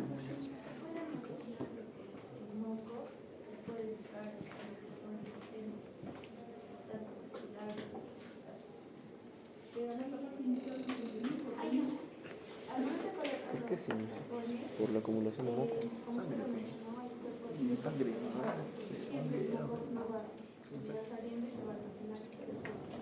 Perfecto. Al poner el taponamiento estoy ocluyendo los óseos de drenaje de los senos. Entonces estoy impidiendo que esos mocos salgan y estoy empozando el moco en los senos y ese es un caldo de cultivo para que colonicen bacterias, ¿no es cierto? Y por cierto, a propósito de eso, si es que le voy a dejar un taponcito, pues 24 horas a un paciente por algún tipo de sangrado pequeño, pues no le dejo nada. Pero si le voy a dejar más de 24 horas el tapón, generalmente le dejo un tratamiento antibiótico profiláctico para evitar esa sinusitis. ¿Ya? Ahora, laceración de la mucosa, lo que ya les dije, ¿no? Que hacen un movimiento brusco, le laceran el cornete o la mucosa, etc. Y esta laceración, por cierto, si es bilateral entre el cornete y el tabique y se laceran esas áreas cruentas se atraen, entonces se forma un puente que se llama sinequia. Ahí está. Y lesiones de la columela, ¿no? Que no sé, le hagan algo sobre todo esto cuando ponen con sonda. Muy bien, entonces, a ver cómo vamos. Bien, entonces esa es la forma de colocar y manejar un taponamiento nasal anterior. Ahora, ya hemos dicho que los vasos posteriores son vasos más gruesos, el sangrado es más abundante, más aparatoso, generalmente en personas mayores, generalmente el paciente viene así o con su palangana de sangre. Entonces, yo le pongo un taponamiento anterior profundo, como ustedes han visto, y espero un poco. Si es que persistiera el sangrado por atrás, ustedes ven la orofaringe y ven ahí el chorrito de sangre. Por cierto, cuando hagan orofaringoscopía, sobre todo en un sangrado, siempre ver la úvula, porque a veces de la úvula, la pared posterior puede estar limpia, pero de la úvula es como un cañito que está cayendo ahí, gota a gota. Entonces siempre ver toda la pared posterior y la úvula.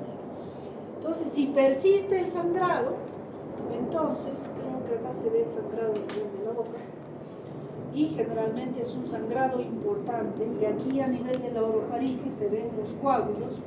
Entonces en ese caso tengo que hacer un taponamiento postero-anterior. El posterior nunca es posterior puro, siempre es postero-anterior. ¿Qué significa taponamiento posterior? Hablen, chicos, es castellano. Por detrás de la nariz. ¿Qué quiere decir? La idea es ocluir el orificio posterior, la coana. Entonces, ¿cómo hago ese taponamiento posterior? ¿Alguien tiene idea cómo se hace? Una forma es usar la famosa sonda Foley. La sonda Foley fue creada para la vía urinaria con un globito, pero suele ser muy útil también en estos casos, ¿ya? Entonces, ¿qué hago? Necesito siempre una fuente de luz, una sonda Foley 14 o 16, una jeringa con suero fisiológico, una pinza bayoneta, espéculo, mechas, tijeras, bajalenguas. Entonces, ¿qué hago? Introduzco la sonda Foley, desinflada por supuesto. Cuando ha logrado sobrepasar la coana, yo le veo la orofaringe y veo ahí la puntita amarilla detrás de la úvula. Entonces, ¿qué quiere decir? Que ya la sonda pasó la coana. Ahí inflo el globito, voy inflando unos 10, 12 centímetros de suero fisiológico y tracción.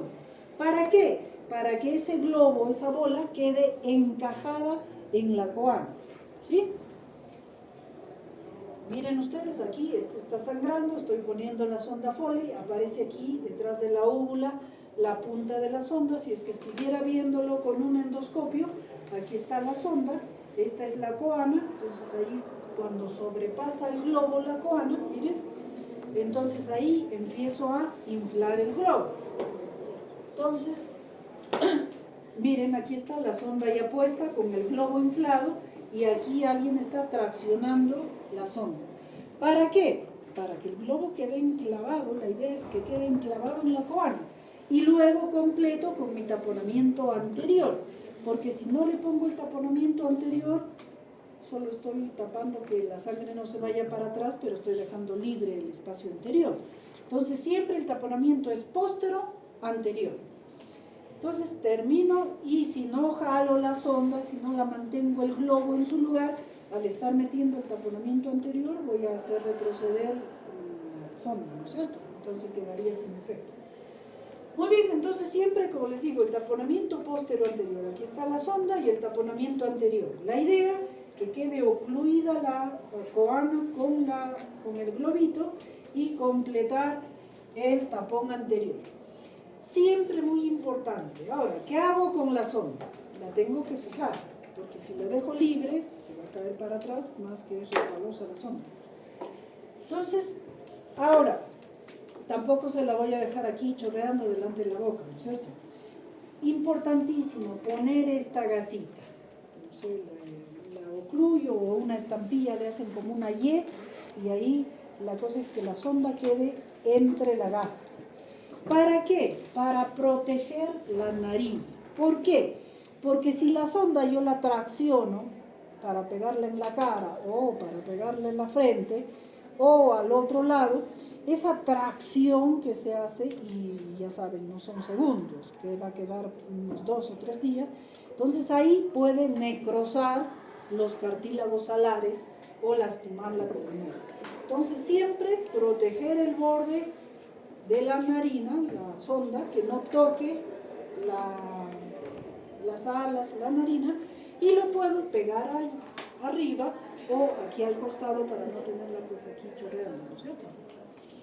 Muy bien, entonces ¿para qué? Para evitar esto. Si yo tengo aquí la sonda más de 48 horas, me va a necrosar el ala nasal. Muy bien, entonces, ¿qué más? Para retirar, ¿qué hago? Primero, retirar el taponamiento anterior, poco a poco, como ya han visto. Por cierto, no es que, a ver, hoy día generalmente en un taponamiento posterior hay que dejarlo varios días. A ver, los que están votando conmigo, la señorita con tapón posterior, ¿cuántos días está?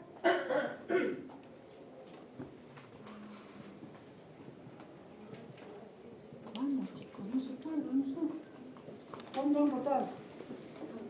Les he hecho evolucionar a los pacientes. ¿Cuántos días de hospitalización tienen? ¿Qué día entró a la sala de operaciones? El día 8, 9, 10, 11, 12, 13, 14. Hoy día ha entrado a sala para revisión. Son un montón de días, ¿no es cierto? Son mínimo 72 horas a varios días. Entonces, si le dejan esa sonda durante ese tiempo, necrosa. Entonces siempre hay que tener cuidado. O a veces, si el sangrado es muy importante, le ponen por los dos lados y amarran la sonda aquí y necrosan la columna. Siempre proteger, ¿ya? Ya, entonces, eso, para retirar, hay que ir retirando poco a poco el tapón anterior para ver que no haya sangrado. Si hubiera, como ya han visto los de práctica, cierta tendencia a sangrado, pueden cortar ahí y esperar un día más para ir sacando poco a poco. Y una vez que han sacado el tapón anterior, entonces recién desinflan el globo y lo retiran.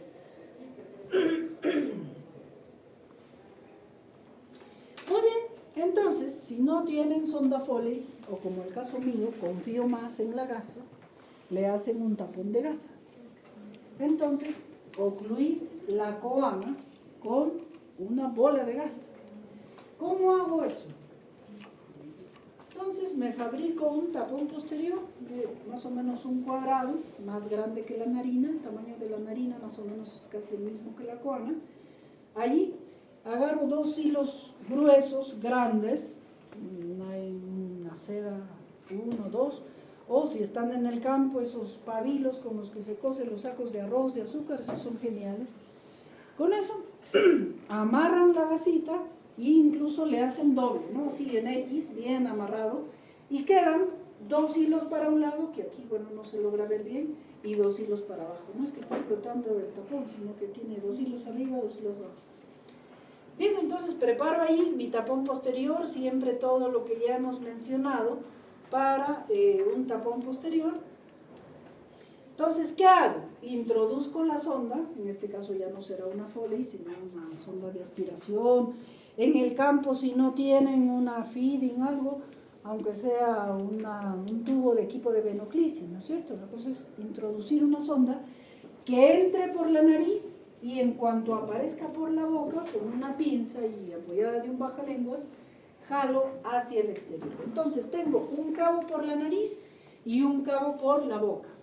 Miren ustedes, aquí está la sonda entrando por la nariz y saliendo por la boca. En el que sale por la boca, le amarro 2 de los cabos de mi tapón, los bien amarrado. ¿Y qué hago? Empiezo a retroceder.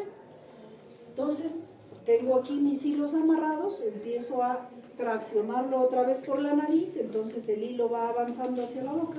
Miren lo que les espero. Entra la sonda por la nariz, sale por la boca y luego retrocedo, entonces va subiendo el hilo, jalando el tapón. ¿Sí? Muy bien. Miren, aquí está jalando, ya entrando los hilos y la sonda va retirándose y va entrando la boca. Este momento es bastante importante cuando tengan que poner el tapón nasal. Un gran favor, ¿podrías lateralizarte un poquito? Voy a hacer una demostración.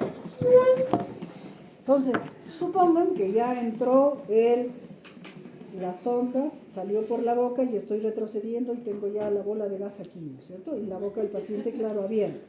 Entonces, ¿cómo tengo? Disculpa. Esa bola de gasa tengo que acomodarla aquí, en la coana.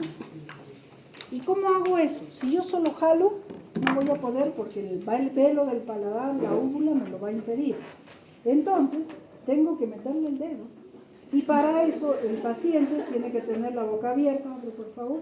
Y para cuidar vuestro dedo, hacen esto. A ver, aquí. A ver, muerda. No me va a poder morder. No me va a poder morder, entonces salgo mi dedo. Bien, y cuando yo logre meter el dedo, que también tiene que ser rápido porque es un momento entrando una gasa, metiéndole la mano, es bien fastidioso, tiene que ser rápido. Meto el dedo hasta el cabo nasofaríngeo, detrás de la úvula, y con el dedo enclavo el tapón en la nasofaringe. Gracias. Entonces, mírenme, con el dedo empujo la gasa, voy jalando también en la sonda para que esto entre, y la idea es enclavar la gasa en la coana. Una vez que ya la gasa pasó la úvula, está en la coana, ya el paciente se siente más aliviado, respira y ya no tiene esa angustia que le están asfixiando. Muy bien, entonces tengo el tapón ahí en la parte posterior. Entonces miren, tengo 2 hilos aquí en la boca y 2 hilos aquí en la nariz. Estos hilos de la nariz deben estar traccionando igual para que no se me caiga este tapón, porque si lo dejo se me puede caer, ¿no? Y si se le traga al paciente, ojalá, bueno, sería bueno, ya tiene su, bueno, discurre, ¿no? Pero si que ayer había respiratoria, ¿qué te pasa? Se muere, se asfixia. Entonces, tener cuidado, siempre traccionar, primero para que no se asfixie y segundo para cumplir el cometido. El cometido es ocluir la coana.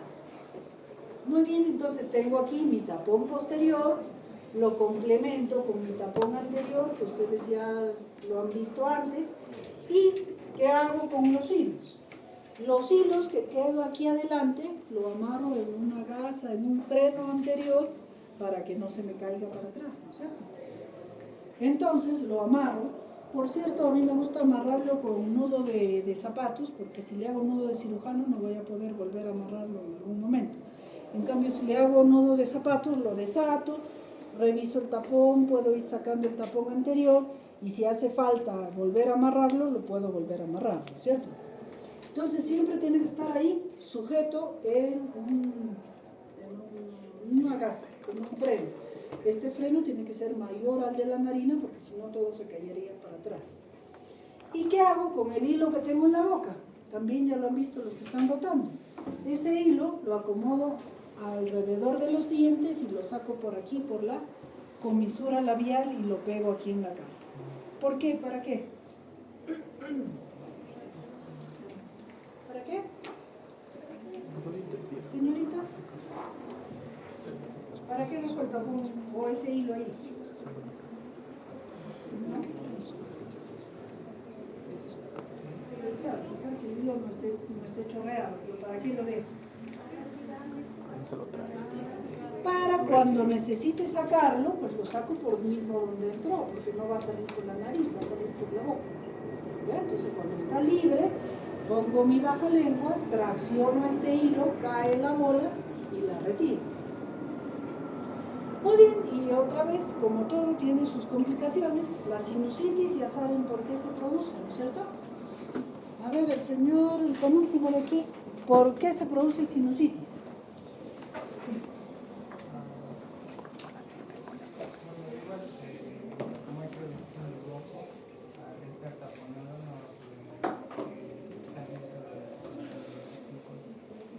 Perfecto, y por ahí se produce sinusitis. Obstrucción tubárica o disfunción tubárica. ¿Qué es eso y por qué se produce? A ver. ¿Pero qué le hace el procedimiento? ¿Qué cosa incluye? Ah, el tubo de Eustaquio. Eso, la trompa de Eustaquio. Entonces, pasando la coana, cerca de la coana, está un orificio que se llama la entrada de la trompa de Eustaquio. Es un tubo que va desde la nasofaringe hacia el oído. Y por cierto, esa es por donde respira el oído. Es por donde entra el aire a la caja timpánica. Entonces, al ponerle tremenda bola, estoy ocluyendo la trompa y va a producirse una disfunción tubárica. Y por cierto, alguna vez me pasó cuando puse un taponamiento posterior, al paciente lo que más le alarmó, dijo, ¿qué le han hecho con mi oído? Estoy sordo. ¿Por qué le estoy tapando la trompa? ¿Ya? Y esta trompa puede ser que solo esté tapada o puede sobreinfectarse y causar una otitis. Bien, hipercapnia, bueno, el paciente a veces hiperventila, con toda la manipulación que estoy haciendo de meterle la sonda, meterle el dedo o el propio hilo, muchas veces puedo lacerar el paladar blando, lacerar aquí la comisura labial con el hilo o con la manipulación, y también puedo producir incluso sepsis. Ah, bueno, aquí está la explicación, ¿no? Los vasos posteriores son más gruesos. Cuando yo ocluyo la coana, ocluyo la trompa de Eustaquio, entonces causo obstrucción tubárica. Muy bien, hemos hablado de que el tratamiento generalmente es local y sistémico. Si un taponamiento va a ser poco tiempo, pues a veces no le dejo nada, pero si ya, digamos, la causa de la epistaxis es una sinusitis, ¿qué quiere decir? Que hay un proceso infeccioso ya. Y encima le estoy metiendo un cuerpo extraño, tengo que dejar antibióticos. Bien, entonces en un taponamiento anterior, el taponamiento permanece generalmente de 1 a 2, 3 días. Esto es mucho. El tratamiento generalmente es ambulatorio, le pongo su tapón, le digo váyase a la casa señor, toma su amoxicilina, si he manipulado mucho, si hay dolor, puedo dejarle su paracetamol. Si ha sangrado mucho, hacer un control de hemograma, como dijo vuestro compañero. ¿Qué más le hacíamos, Antonio?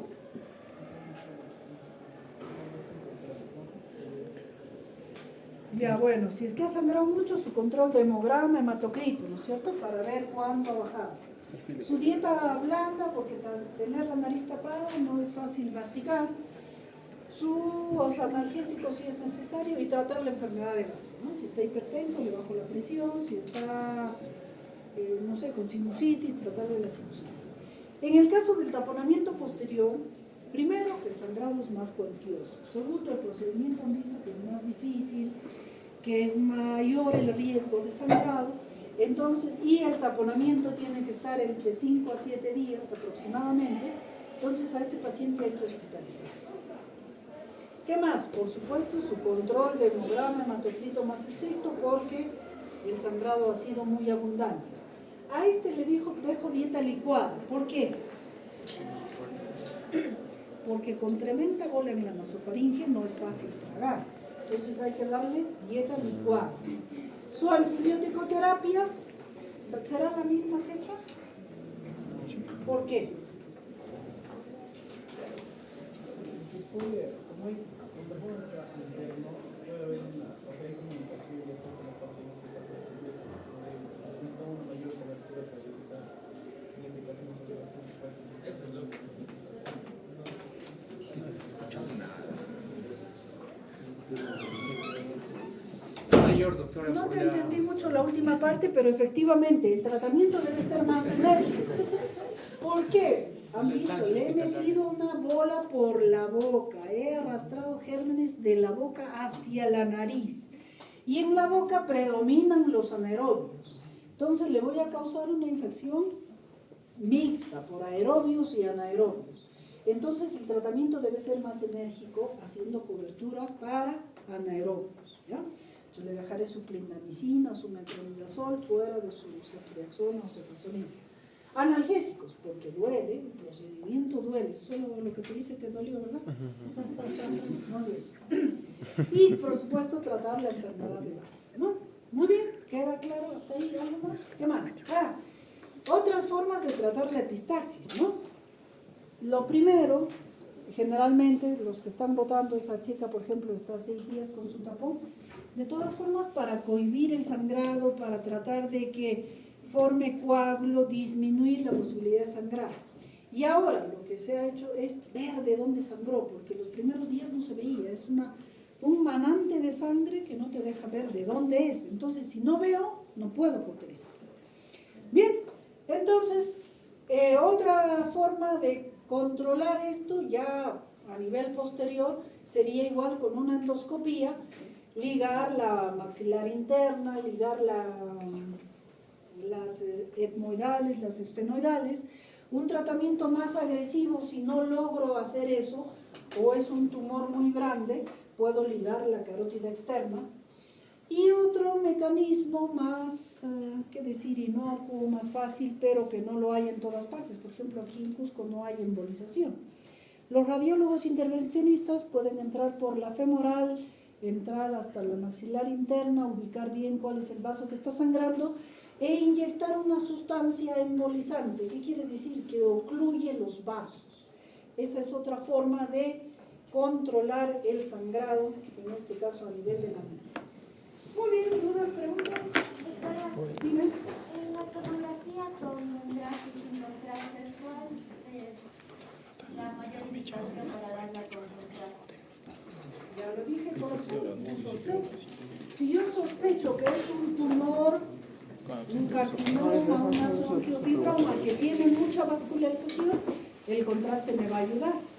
Pero si solo sospecho de una sinusitis, de una cosa más ligera, no me sirve con contraste. Doctor, en hacer una oclusión, en este caso de los vasos, ¿no hay riesgo de que la oclusión con un tipo de necrosis a la piel de los vasos? Necrosis de la nariz.